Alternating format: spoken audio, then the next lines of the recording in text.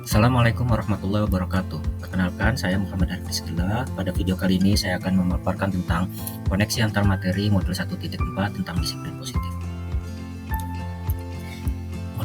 Koneksi antar materi ini disusun oleh saya sendiri, Muhammad Arif Rizkyla, calon guru penggerak angkatan 11, dengan fasilitator Ibu Lilis Erna Yulianti dan pengajar praktik Ibu Alifa Nuryantika.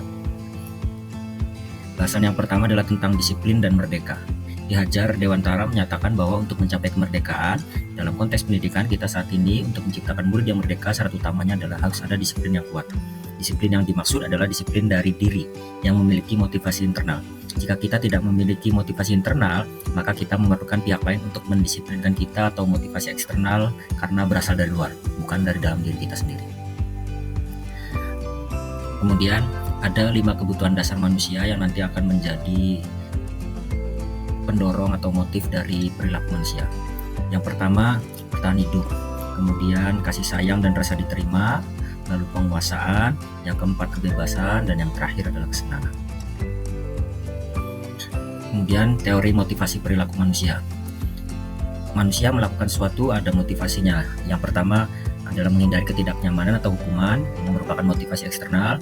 Kemudian motivasi eksternal yang berikutnya adalah mendapatkan imbalan atau penghargaan dari orang lain. Dan yang ketiga, motivasi internal, dan ini yang menjadi tujuan dari disiplin positif, yaitu menjadi orang yang mereka inginkan dan menghargai diri mereka sendiri dengan nilai-nilai yang mereka percaya. Ini berkaitan dengan hukuman, konsekuensi, dan restitusi. Hukuman adalah sesuatu yang tidak terencana atau tiba-tiba dan murid tidak tahu apa yang akan terjadi. Mereka tidak dilibatkan dalam penentuan hukuman. Bersifat satu arah, bisa berupa hukuman fisik maupun psikis.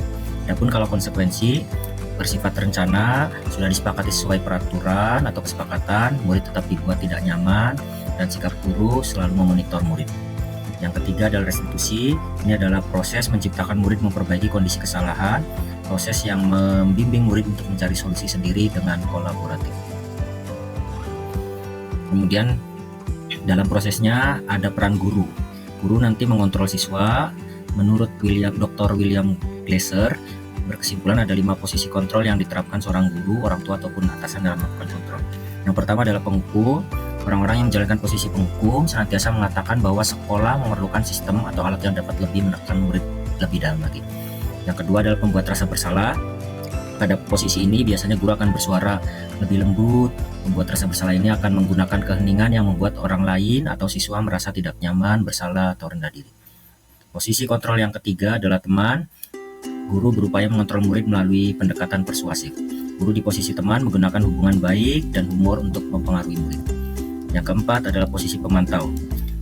Posisi pemantau berdasarkan pada peraturan-peraturan dan konsekuensi yang telah disepakati, dengan menggunakan sanksi atau konsekuensi yang akan diterima oleh murid yang melanggar kesepakatan.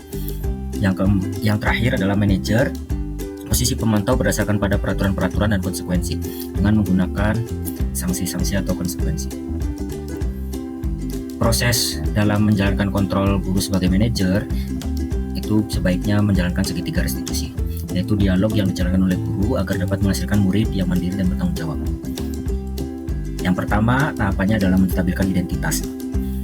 Guru berusaha menenangkan dulu siswa, bisa dengan ucapan diantaranya, setiap orang pasti pernah melakukan kesalahan, kamu bukan satu-satunya yang pernah melakukan ini, wajar kalau kamu kesiangan, kalau tidurnya memang semalam itu.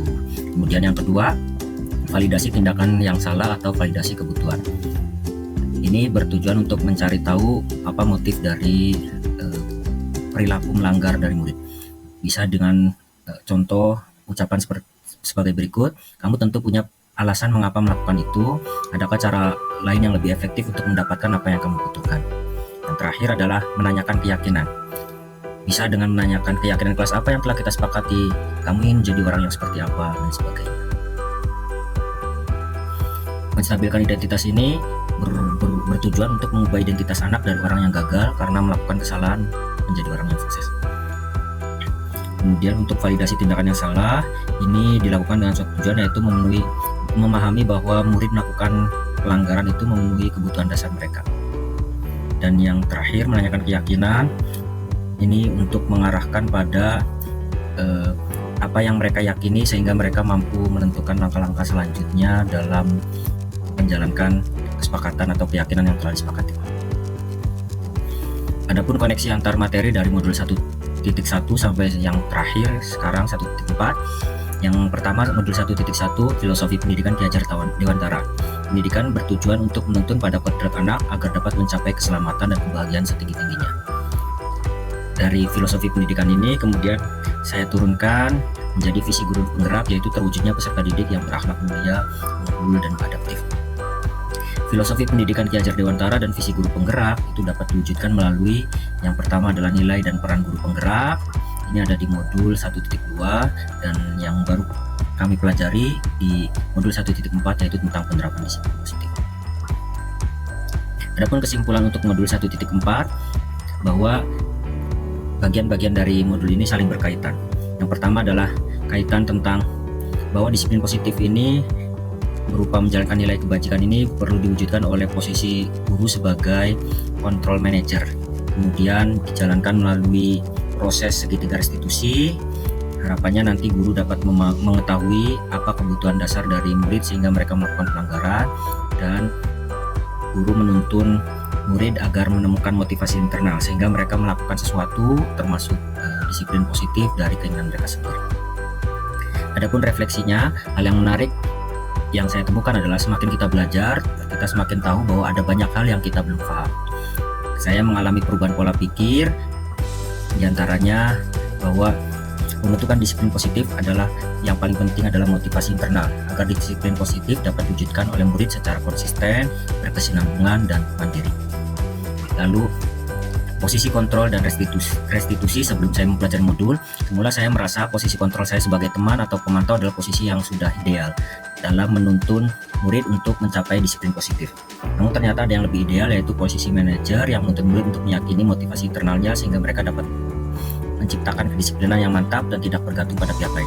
Karena posisi kontrol saya bukan manajer, sehingga beberapa kali saya menjalankan segitiga restitusi secara parsial, tidak utuh. Dan ini akan menyulitkan saya sendiri di masa depan saat murid kembali melakukan pelanggaran kelas dan kita belum mampu menuntun mereka untuk mengevaluasi disiplin positif yang belum terwujud di diri mereka. Pengalaman ketika saya beberapa kali berdiskusi dengan murid terkait pelanggaran yang mereka lakukan, dan diskusi kemudian sampai pada penemuan latar belakang alasan pelanggaran murid, kita akan mulai merasa empati dan bisa memakluminya, lalu bersama murid mencari solusi yang paling bijak. Adapun hal lain yang menurut saya perlu dipelajari adalah keterampilan dasar berkomunikasi atau konseling pada murid.